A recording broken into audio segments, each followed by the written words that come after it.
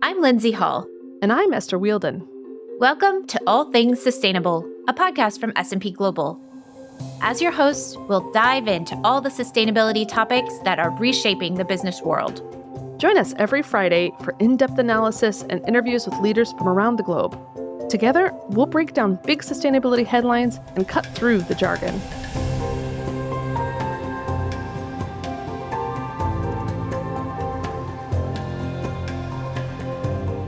On this podcast, we've been talking about the balancing act around AI and sustainability. The world is experiencing massive growth in artificial intelligence. More AI means more data centers, and that means huge increases in electricity demand. How do you meet that growing demand while also cutting the greenhouse gas emissions that lead to global warming, like carbon dioxide and methane? At CERAWeek last month, we heard from many players in the energy industry that natural gas will play a prominent role in powering the AI boom.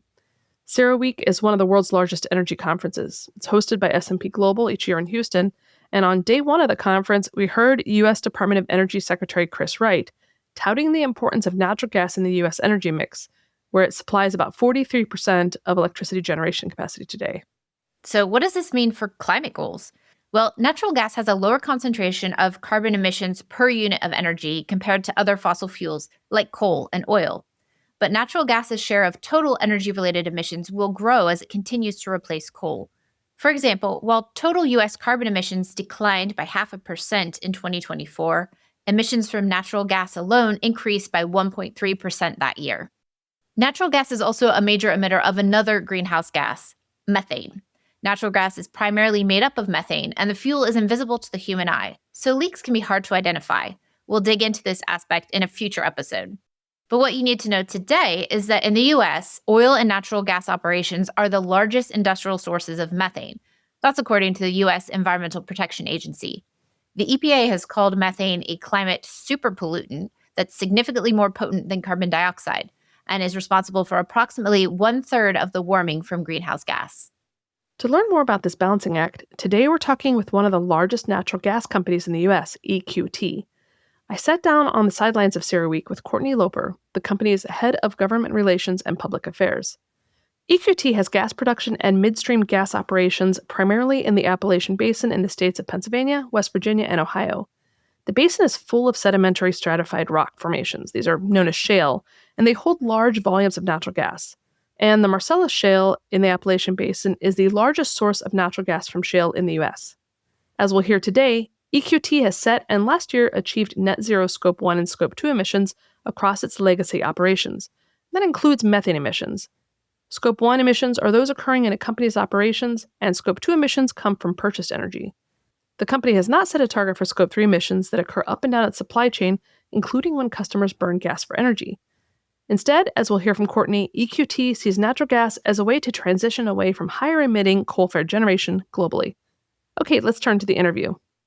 So EQT is one of the largest natural gas producers in the country. We operate in the Appalachian Basin. We're a natural gas producer, so we're exclusively natural gas. We are a company that is uniquely focused on sustainability, right? And thinking about what the long term looks like for natural gas.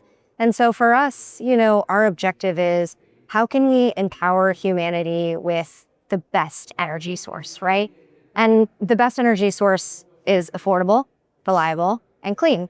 And I think that clean factor is one that EQT puts a particular emphasis on.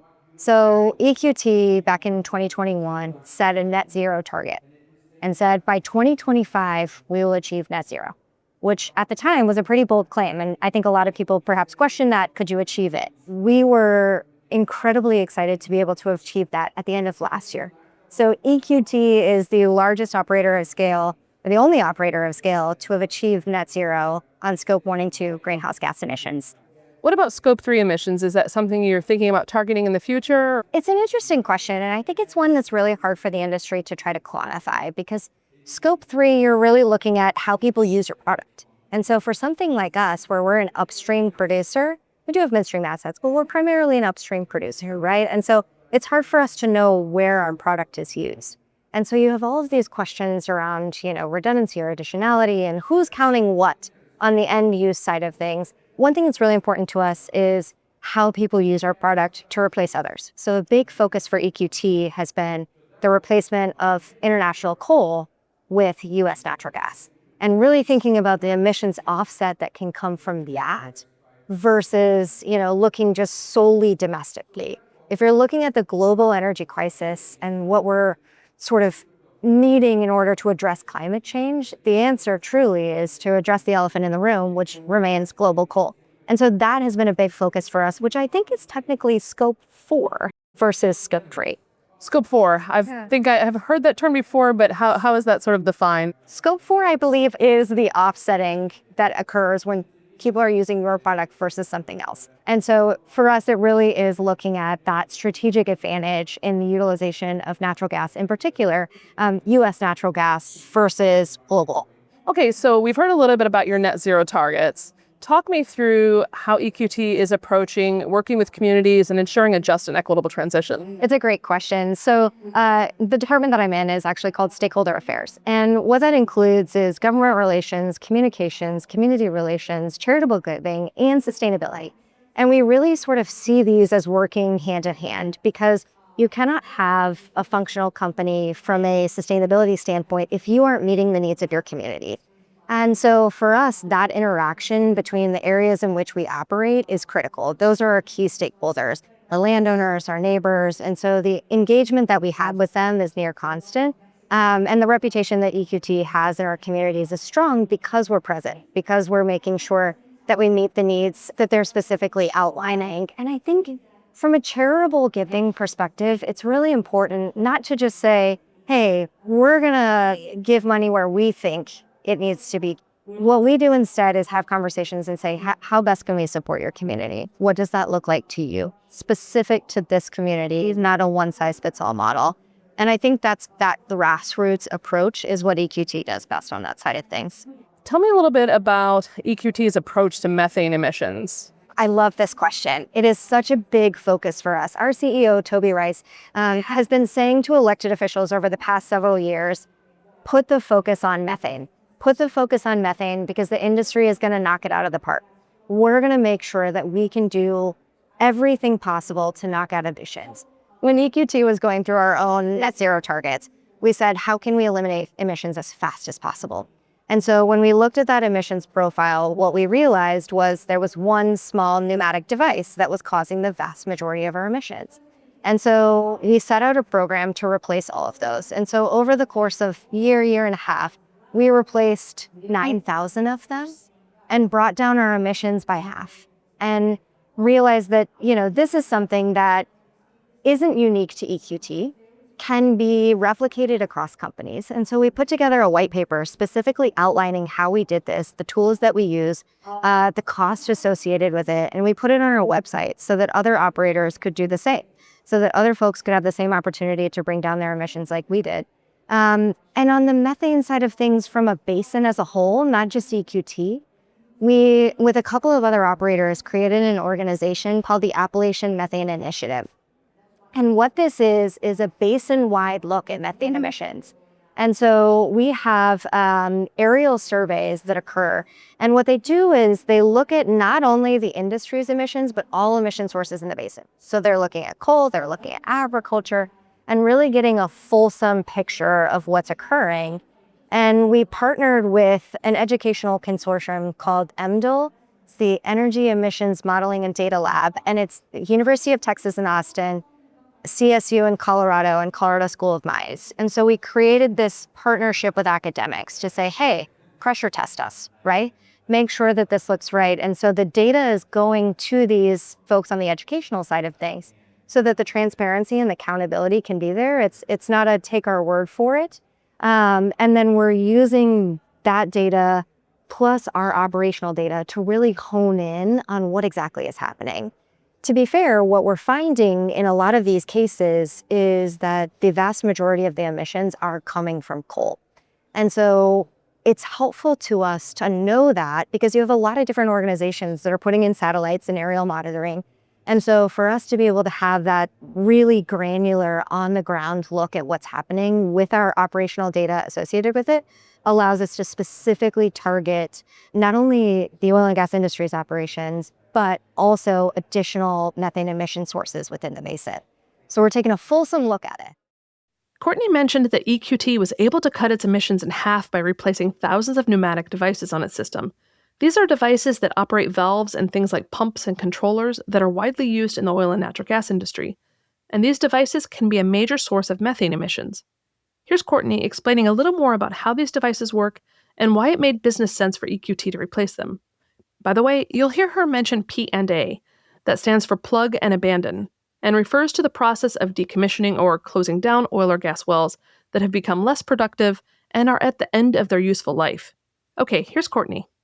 A pneumatic device is basically a little valve that's opening during the operational process.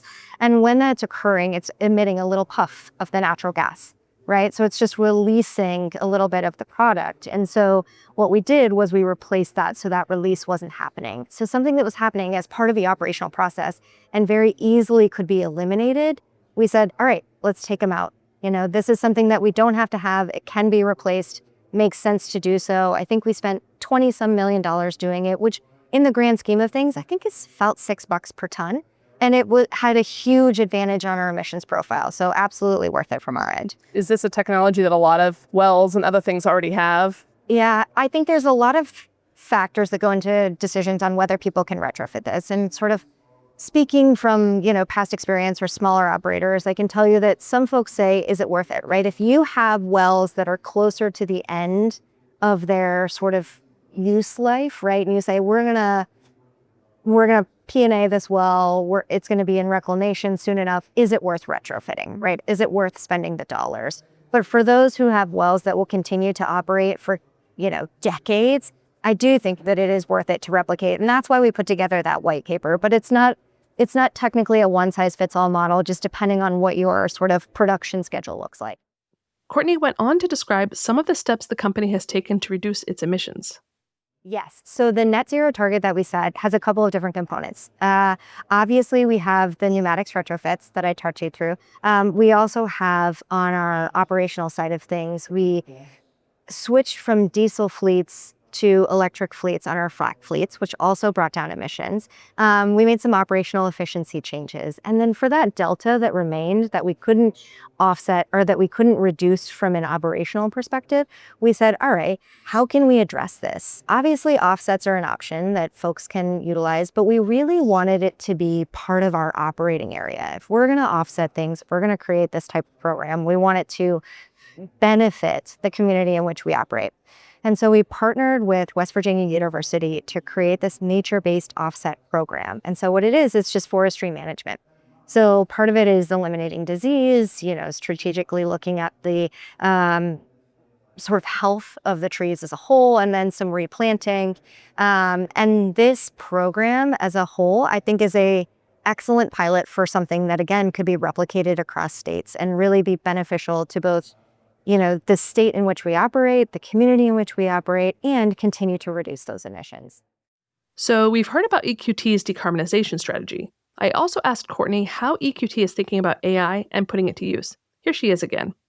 So EQT, I would say, is a very digitally focused company. So we're actually fully remote as a company. And the way that we do that is through the utilization of Salesforce, actually. So our company is very data heavy. We have data associated with everything. And so we can track our operations via our digital workspace. We can track all of the engagements that we have with the community via our digital workspace. We have a really good record of what that looks like. So AI is a natural fit for that. And so what we're trying to determine is how you, within the proper legal and security constraints, incorporate as much AI as possible into our workspace. So I think you'll see EQT be a leader in this. But right now we're still in sort of the exploratory mode to determine what that looks like. I think from an AI perspective, the big thing that I would raise is how are you going to power it, right? And the conversation about AI and natural gas feels like a really natural fit. You have data centers that need to get scaled up as fast as possible. You have a desire for the United States to be a leader in the AI space. And so natural gas can fill that opportunity. Natural gas can be that affordable, reliable, clean source of energy that AI is really needing.